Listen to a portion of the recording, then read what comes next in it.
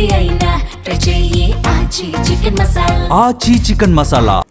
హైదరాబాద్ లో మరోసారి ఏసీబీ సోదాలు కలకలం రేపాయి.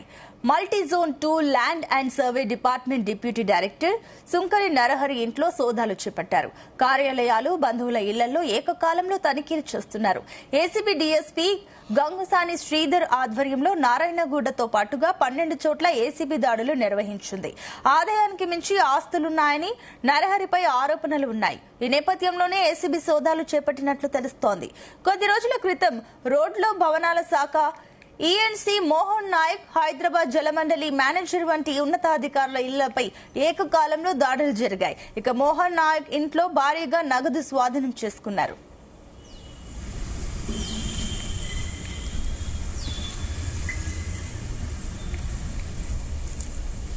ఇదే అంశానికి సంబంధించి మరిన్ని డీటెయిల్స్ మా క్రైమ్ బ్యూరో చీఫ్ రవితేజ అందిస్తారు. రవితేజ, ఉదయాన్నే ఏసీబీ అధికారులు 12 చోట్ల ఈ సోదాలు కొనసాగిస్తా ఉన్నారు. ల్యాండ్ అండ్ సర్వే డిపార్ట్మెంట్ కి చెందినటువంటి డిప్యూటీ డైరెక్టర్ సుంకరి నరహరి ఇంట్లో ఉదయం నుంచి ఏసీబీ సోదాలు సాగుతున్నట్టుగా తెలుస్తోంది. డిఎస్పీ శ్రీధర్ నేతృత్వంలో నారాయణగూడతో పాటు 12 చోట్ల ఏసీబీ రైట్స్ ఉదయం నుంచి సాగుతా ఉన్నాయి.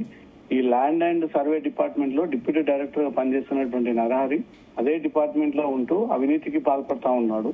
అనేక ఫైల్స్ లో ఇతను రెండో కోణంలో ఆ ఫైల్స్ ని అప్రూవ్ చేస్తా ఉన్నాడు. ఇదంతా కూడా అవినీతితోటూ పూర్తిగా ల్యాండ్ అండ్ సర్వే డిపార్ట్మెంట్ నిండిపోయింది అంటూ కూడా వరుసగా ఇతని మీద వచ్చినటువంటి ఫిర్యాదు, అలిగేషన్స్ దృష్టిలో పెట్టుకొని ఏసీబీ అధికారులు ఈరోజు ఏకకాలంగా 12 చోట్ల ఈ రైట్స్ కొనసాగిస్తా ఉన్నారు. నారాయణగూడలో ఉన్నటువంటి తన ఇల్లు, ల్యాండ్ అండ్ సర్వే డిపార్ట్మెంట్ కి చెంది అతను ఉన్నటువంటి ఛాంబర్, నరహరి పేరు పైన ఎవరెవరు బినామీలు, అతని సన్నిహితులు, స్నేహితులు, అతని బంధువులు ఇళ్లలో కూడా ఈ రైట్స్ సాగుతా ఉన్నాయి.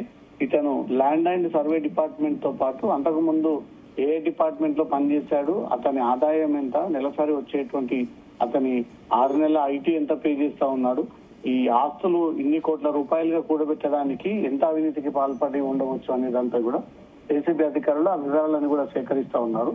ఇప్పటి వరకు జరిగినటువంటి రైట్స్ లో సిటీ అవుట్స్కట్స్ లో అగ్రికల్చర్ ల్యాండ్స్, ఓపెన్ ప్లాట్స్, ఆ తర్వాత కన్స్ట్రక్టెడ్ ఫ్లాట్స్, అగ్రికల్చర్ ల్యాండ్ తో పాటు మిగతా ఓపెన్ ల్యాండ్ కూడా ఇతన్ని కొనుగోలు చేశాడు.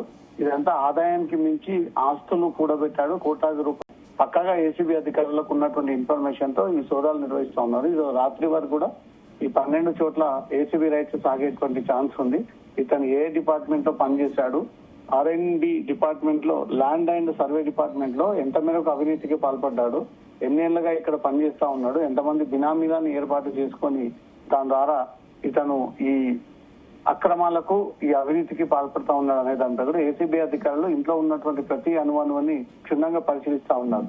బ్యాంక్ లాకర్లని సైతం ఓపెన్ చేసేటువంటి అవకాశం ఉంది. తన కుటుంబ సభ్యుల పేరుతో ఎక్కువగా అగ్రిమెంట్స్ సంబంధించిన కొన్ని పత్రాలన్నీ కూడా ఏసీబీ అధికారులు స్వాధీనపరుచుకున్నారు. లిక్విడ్ క్యాష్ ని స్వాధీనపరుచుకున్నారు. విలువైనటువంటి వస్తువులను కూడా స్వాధీనపరుచుకొని ఇతను వచ్చేటువంటి నెలసరి ఆదాయం ఎంత, ఇతని ఇంట్లో దొరికినటువంటి పట్టుబడినటువంటి ఈ 1000 కోట్ల రూపాయలు ఎక్కడి నుంచి సంపాదించాడు అంటూ కూడా ఆ వివరాలన్నీ కూడా అతని నుంచి సేకరిస్తా ఉన్నారు. Right, thank you Raviteja.